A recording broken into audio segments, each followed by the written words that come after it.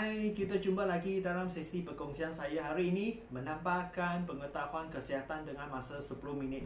Hari ini saya akan berkongsi dengan kamu semua pasal satu penyakit kita panggil penyakit kencing manis atau diabetes. Kalau saya kongsikan kencing manis atau diabetes, banyak orang akan mengaitkan ini dengan gula. Adakah itu gula bagus atau tidak bagus?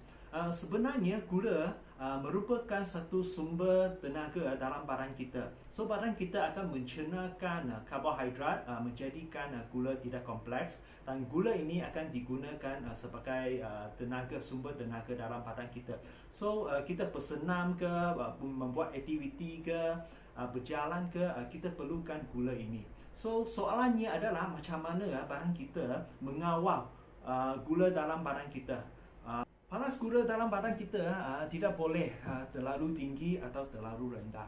Jika paras gula dalam badan kita terlalu tinggi, dia akan mengakibatkan kerosakan pada urat saraf kita dan juga saluran darah kita juga. Okay. Dan paras gula dalam badan kita ini dikawal oleh sejenis hormon kita panggil hormon insulin, di mana hormon ini dikeluarkan dari pankreas kita ini. Jika paras gula dalam badan kita terlalu tinggi, hormon ini akan dirempeskan untuk menurunkan paras gula dalam darah kita. Sebenarnya insulin ini merupakan satu kunci atau jambatan di mana dia membawa oksigen dan juga gula ke dalam sel-sel badan kita ini supaya ianya dijadikan sumber tenaga. Tanpa insulin, gula tidak dapat masuk ke dalam badan kita dan menyebabkan timbul terlalu banyak glukos atau gula dalam darah kita ini, dan ini akan menjadikan penyakit kencing manis. Bacaan kadar glukos atau gula dalam badan kita diukur dengan unit millimol per liter. Kita short formnya adalah mmol per L. Untuk bacaan rawat, di mana jika kamu selepas makan 2 jam, bacaannya sepatutnya tidak lebih daripada 7.8 millimol per liter. Untuk mereka yang kencing manis, bacaannya melebihi 11.1 millimol per liter.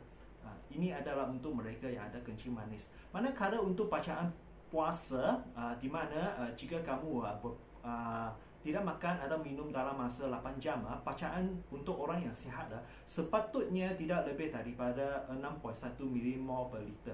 Tapi untuk mereka yang ada masalah kencing manis, bacaan puasanya adalah melebihi 7.0 millimol per liter. Kencing manis atau diabetes ini merupakan satu penyakit jangka masa yang panjang, di mana badan kita tidak dapat menghasilkan insulin yang cukup, atau badan kita tidak dapat menggunakan hormon insulin ini dengan bagus.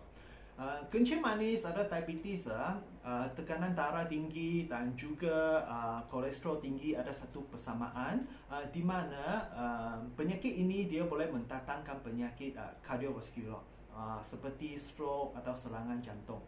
Jika kamu ada masalah penyakit kencing manis, barangkali kamu akan mengalami gejala seperti keletihan, sangat dahaga, sering membuang air kecil, sangat lapar, dan luka kamu pun barangkali sangat suka sembuh, penglihatan yang kabur juga.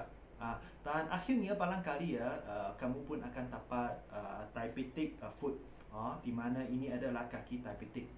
Kencing manis sebenarnya ada 4 jenis kencing manis. Kencing manis jenis yang pertama kita panggil diabetes mellitus, di mana ianya berlaku kadar gula yang terlalu tinggi dalam badan kita. Dalam jenis diabetes mellitus ini sebenarnya ada 2 subkategori, di mana ianya adalah diabetes mellitus jenis 1. Biasanya diabetes mellitus jenis 1 berlaku di kalangan kanak-kanak sejak lahir, dan ini merangkumi lebih kurang 7% daripada kesemua kes kencing manis. Dan untuk kanak-kanak yang menghadapi jenis diabetes ini, biasanya disebabkan oleh autoimun dalam badan, di mana dia akan menyerang hati atau pankreas dan menyebabkan pankreas tidak dapat menghasil atau langsung tidak menghasilkan hormon insulin ke dalam badan kita ini. biasanya untuk kanak-kanak yang menyertapi diabetes ni dia perlukan insulin dari luar badan kita ini. Okay. Yang subkategori atau jenis yang kedua untuk kategori diabetes mellitus adalah diabetes mellitus jenis 2. So jenis diabetes ini dia biasanya dihidapi oleh orang dewasa atau warga emas, dan ini merangkumi lebih kurang 90 hingga 95% dari kesemua kes kencing manis. Okay. Dan puncanya adalah disebabkan oleh kegemukan, kegemukan dan cara hidup yang tidak sihat. Dan barangkali ini pun ada kait dengan usia juga, dan ini akan menyebabkan badan kita dia karis atau lari dengan tindak balas insulin, atau pankreas kita tidak dapat menghasilkan insulin yang cukup untuk badan kita. Ini adalah untuk jenis diabetes mellitus.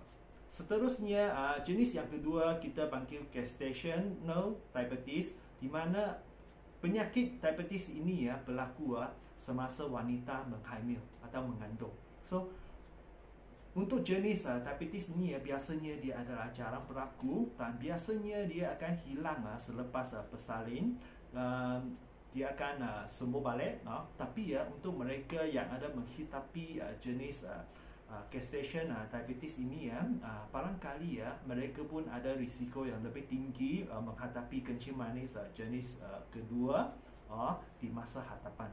Jenis kencing manis yang ketiga adalah diabetes insipidus, di mana mereka yang menghidapi penyakit diabetes insipidus mereka akan mengalami membuang lebih banyak air kencing, di mana biasanya lebih daripada 3 liter sehari.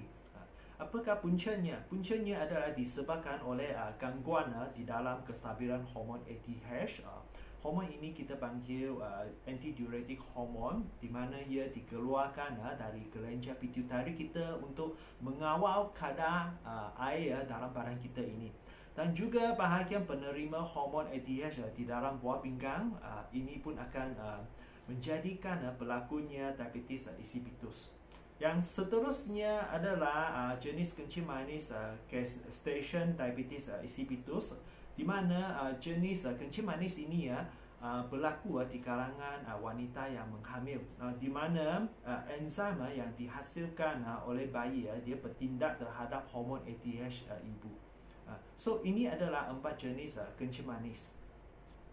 Macam mana kita mencegah kencing manis? Pertama, untuk mereka yang menghidapi diabetes mellitus jenis yang 2 dan diabetes semasa hamil, so cara pencegahannya pertama adalah pemakanan yang seimbang dan sihat, dan cuba mengamalkan gaya hidup yang aktif dan sihat, dan menurunkan berat badan, sebab kebanyakan kencing manis adalah berpunca daripada kegemukan, dan juga menghentikan merokok, dan mengurangkan dan menghentikan minuman alkohol atau minuman keras.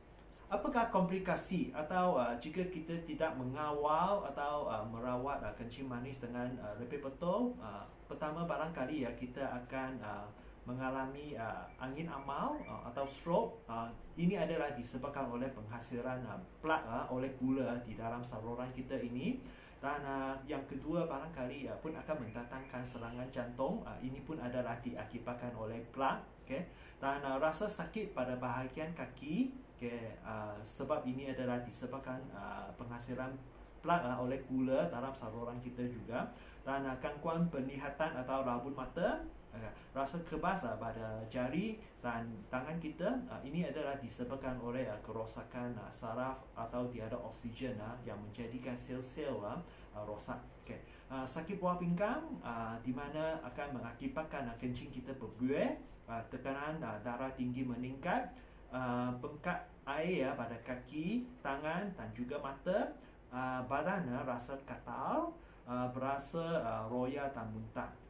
Penyakit kencing manis atau diabetes saya kongsi sampai sini. Jika kamu rasa video saya berguna, sila like, komen dan sharekan kepada kawan-kawan, terutamanya mereka yang menghidapi penyakit kencing manis.